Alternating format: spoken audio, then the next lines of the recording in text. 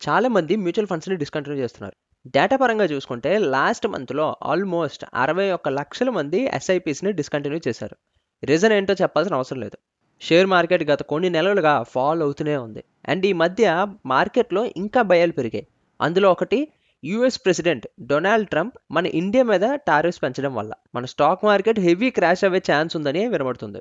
అంతెందుకు, ICICI Prudential India top 10లో ఒకటైన ఈ అసెట్ మేనేజ్మెంట్ కంపెనీ, ఆ కంపెనీ యొక్క సిఐఓ అంటే చీఫ్ ఇన్వెస్ట్మెంట్ ఆఫీసర్ అయిన నరేన్ గారే mid cap and small cap investors కొంచెం కాషియస్గా ఉండండి, ఆ ఇండెక్సెస్ ఇంకా కరెక్ట్ అయ్యే ఛాన్సెస్ ఉన్నాయని అంటున్నారు. అండ్ రీసెంట్గా ఇన్వెస్ట్మెంట్ స్టార్ట్ చేసిన అందరి పోర్ట్ఫోలియో లాసెస్లోనే ఉంది. మీరు కానీ ఈ లాస్ చూసి ఇంకేం ఇన్వెస్ట్ చేస్తామని మీరు అనుకుంటే నా రీసెర్చ్ ప్రకారం ఇన్వెస్ట్ చేయండి చెప్తున్నా. ఎందుకంటే ఈ వీడియో లాస్ట్ వరకు చూడండి, మీకు క్లారిటీ వచ్చేస్తుంది ఎందుకు ఇన్వెస్ట్ చేయాలి ఈ టైంలో అని.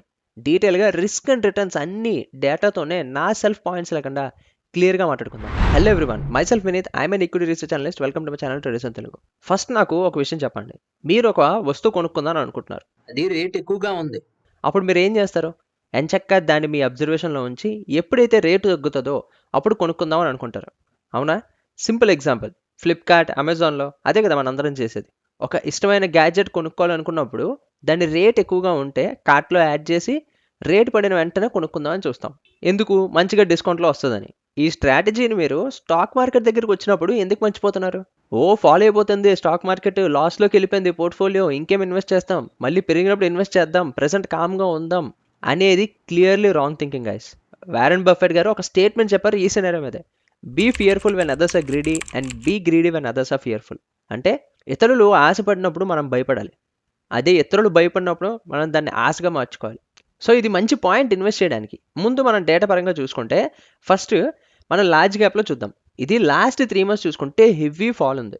ఆన్ అండ్ యావరేజ్ 6-7% ఫాల్ అయ్యాయి ఈ మ్యూచువల్ ఫండ్స్. అండ్ లాస్ట్ 6 monthsలో యావరేజ్గా ఒక 9-11% ఫాల్ ఉంది. కానీ ఎవరైనా ఇయర్లీగా చూస్తున్నారా? ఎక్కడైనా ఇది మోర్ దాన్ 3-5 years హోల్డ్ చేసిన వాళ్ళకి లాస్ వచ్చిందా చెప్పండి. ఇక్కడ చూడండి, లాస్ట్ 5 yearsలో ఒక్కటైనా లాస్ ఉందా? ఉండదు. అదే కాకుండా యావరేజ్గా ఒక 15-16% రిటర్న్స్ ఇచ్చింది ఎవ్రీ ఇయర్. ఇదే ఇలా ఉంటే mid cap and small cap సంగతి ఏంటి?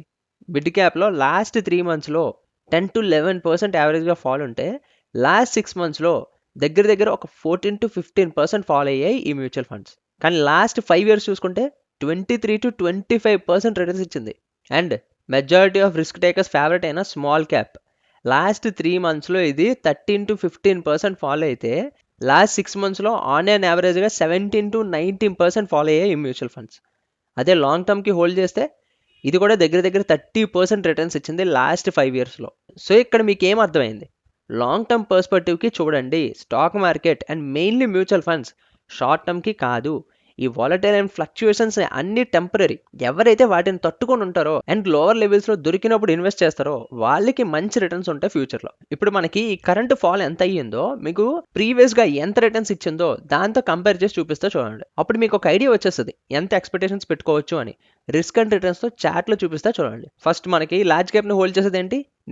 నిఫ్టీలో మీరు క్లియర్గా చూడండి, ఇది ప్రీవియస్గా మనకి ఇప్పుడు ఎంత ఫాలో అయింది? ఆల్మోస్ట్ 14% దగ్గర ఫాలో అయింది. అదే మనకి 2020లో సేమ్ మనకి ఎలాంటి ఫాలో అయింది? పాండమిక్లో. ఆ పాండమిక్ టైంలో ఆల్మోస్ట్ కరెక్షన్ ఎంత అయింది? 40% అయింది గైస్. లిటరల్లీ ఇప్పుడు మనం 14%కి ఎంత ప్యానిక్ అయిపోతే అప్పుడు 40% అయిన వాళ్ళు ఎంత ప్యానిక్ అవ్వాలి? ఇక్కడ మీకు స్క్రీన్ మీద ఆల్రెడీ కనబడుతుంది 38.5% దగ్గర కరెక్షన్ అయితే పాండమిక్ టైంలో.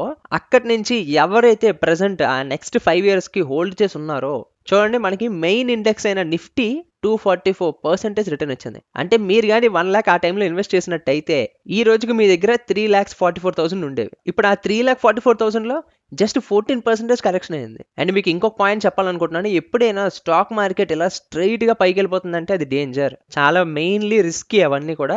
ఎప్పుడైతే ఇలా కరెక్షన్ ఇచ్చిందో, ఇక్కడ ఈ బాక్స్ చూసారు కదా, ఇక్కడ కరెక్షన్ ఇచ్చిందో, ఇలా కరెక్షన్ ఎక్కడైతే ఇస్తుందో అవి కొంచెం సేఫ్ సైడ్. ఎందుకంటే మనకు అక్కడ ఒక బేస్ని బిల్డ్ చేసుకొని మళ్ళీ పైకి వెళ్ళడం జరుగుతుంది. టెక్నికల్ అనాలిసిస్లో ఈ కైండ్ ఆఫ్ అంతా కూడా చాలా పవర్ఫుల్ అనమాట. ఎప్పుడైతే ఇలాంటి ఒక కన్సల్టేషన్ అయ్యి మళ్ళీ పైకి వెళ్తుందో one of the best move guys అది. అండ్ కరెంట్లీ ఇది ఒక ఫాల్ అయ్యింది. ఈ అప్స్ అండ్ డౌన్స్ అనేవి మార్కెట్‌కి చాలా నెసెసరీ. కరెంట్‌లీ ఇంత ఫాల్ అయిపోతుంది.